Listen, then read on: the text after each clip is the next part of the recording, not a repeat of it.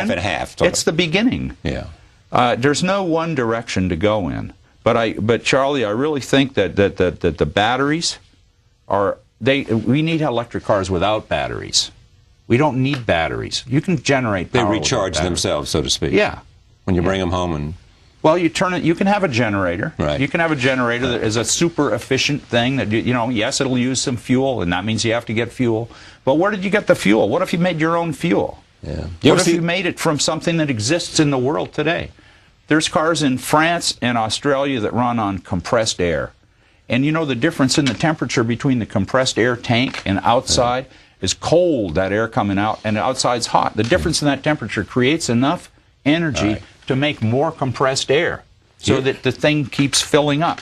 That is something that's happening now. You said in the Rolling Stone piece in May of last year, America doesn't know it's in a war. Nobody's asked to sacrifice except for the soldiers who volunteered.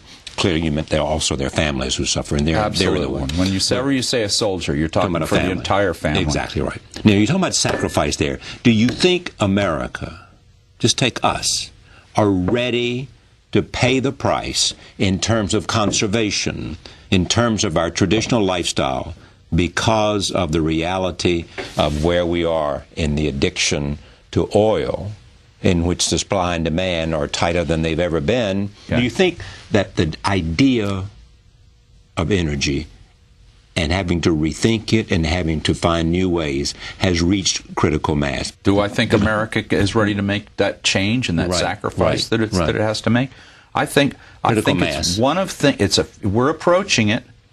We're approaching it, but I do think that we're smart enough, as well as there's enough of us who have enough of a conscience to do what needs to be done to start conserving.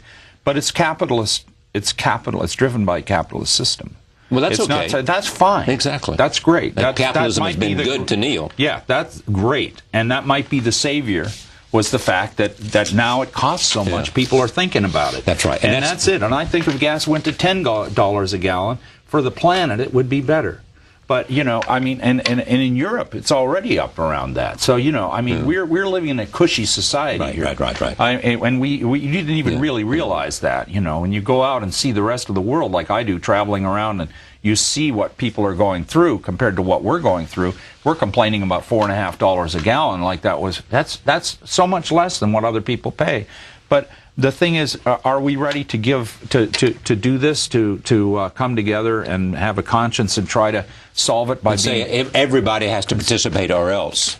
I think everybody's going to have to do it in their own way. There's no one solution to this problem. Some people are going to buy small cars. Some people are going to conserve. Some people are going to think.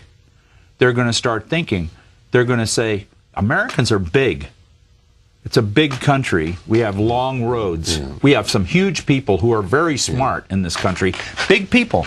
I'm not talking about fat people. I'm talking about big people. Big enough to recognize the reality of where we are. Well, yeah, and they need a car to drive around, and they need to realize physically big.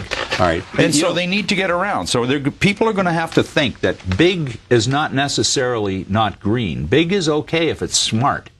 So you got to be able to move big things easily, not just little things, because ultimately we have to have power plants that run like this. That's real big. So.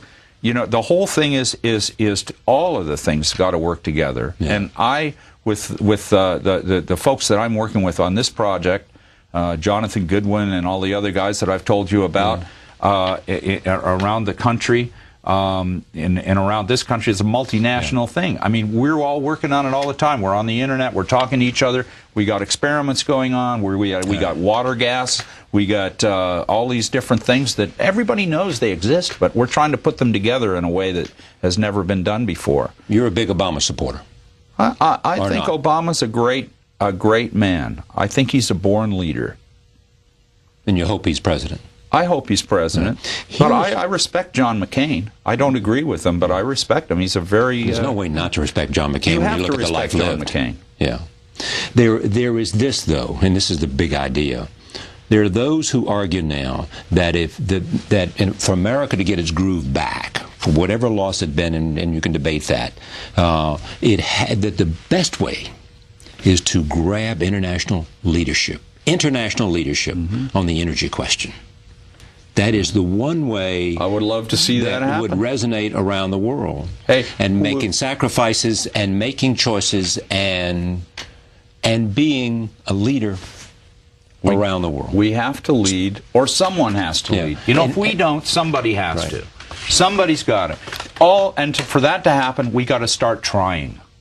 We can't just talk about it. We can't be saying how green we are. How much money do you spend on advertising being green in this country? Suppose some guy sees this show from an oil company, calls you up and says, let's talk, you got good ideas. Hey, I'd love to talk to anybody. I just want to find the solution. I don't care if he's from an oil company or from the New York Yankees. You know, yes. I don't care if he's the guy Texas who Rangers. replaced. Yeah, right. I don't care who he is. I would love to talk to that, and I can do that. So I've been able to do that. But it is amazing how many people say they have something, and then when you get right down to it, they don't. They just want to. Yeah. But they don't have it.